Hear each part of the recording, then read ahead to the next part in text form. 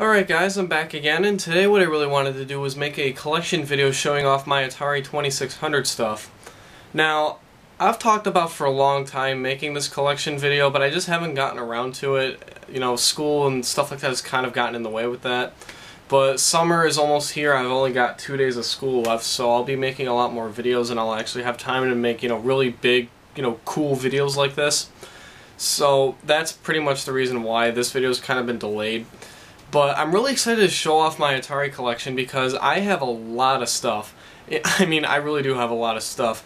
And a lot of this stuff you guys probably haven't even seen in like any of my pickup videos or anything, and that's because that I've gotten so many lots of Atari games and systems that I just, I gotten so much stuff that cramming that all into one pickup video would have been just too huge and like too overwhelming. So I really wanted to kind of save up until I got, enough games to make a collection video, which now I definitely know I do. I have exactly 100 Atari 2600 games.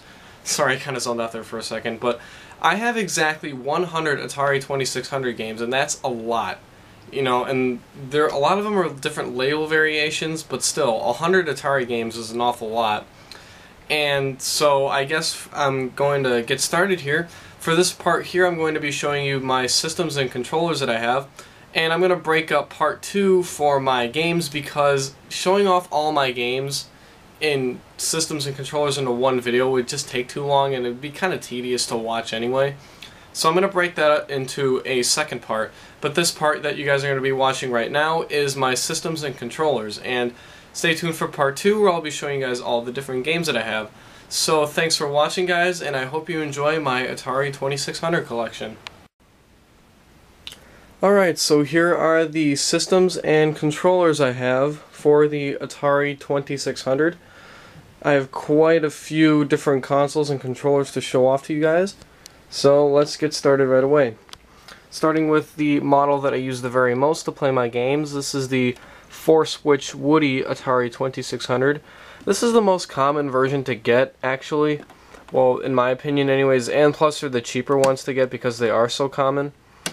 And they're not exactly the ones in the highest demand because they are not the originals. These were released in about 1980 or so. So not a lot of people are looking for the later ones. They want the, the very first ones that came out. Like these ones. This is the heavy 6er version of the Atari 2600. As you can see, it has 6 switches on the front instead of 4 like this one. I just got this one recently, and I really don't play games on this one nearly as much because I kind of want to protect this one because it's one of the earlier versions. This power switch as well is kind of messed up. It does work, but in order to turn it on, you kind of got to wiggle it around to really get it to turn on. But other than that, it works pretty well. But I really don't play my games on this one that much because, like I said, I really want to protect this one. And moving on over here, we have the Telegames. This is the Sears version of the Atari 2600. It's just called the Sears Video Arcade. This was the same exact version of the 6-switch, just with the Sears brand name on it.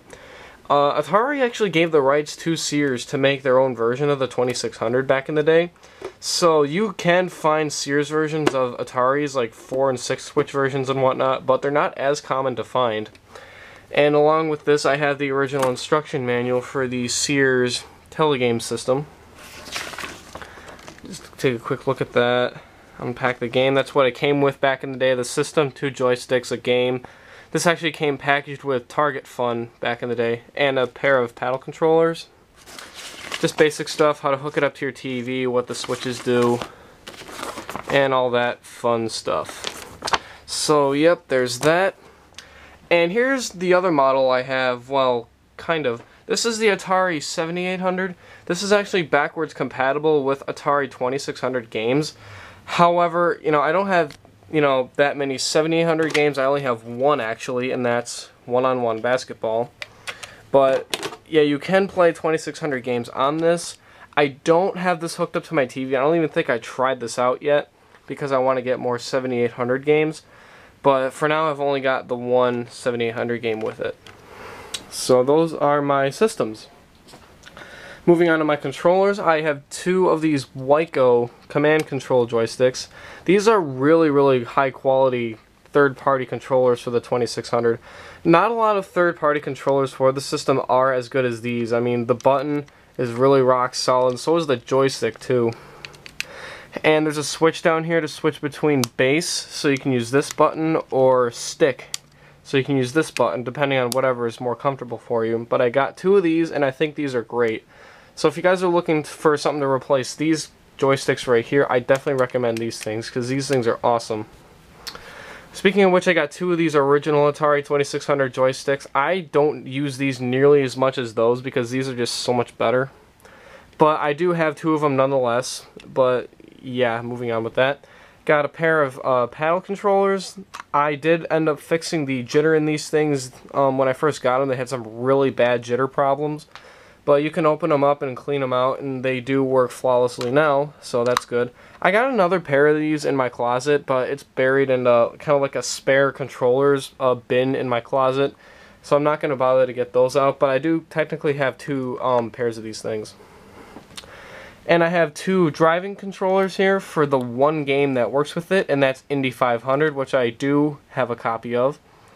And both of these also had jitter problems, but I also fixed those. I opened them up and cleaned them, and now these both also work flawlessly. And the last controller that I've got here is an Atari 7800 controller, which I've never used yet, and I don't think I ever will, because this thing sucks. I hate these buttons. They're very unresponsive. The joystick is kind of floppy. I really don't like this controller at all. It does look cool though, but it just doesn't function very well. So those are the systems and controllers that I have. So now I suppose we'll move on to the games, which I will continue with in part 2 of my Atari 2600 collection. So stay tuned for that, and thanks for watching.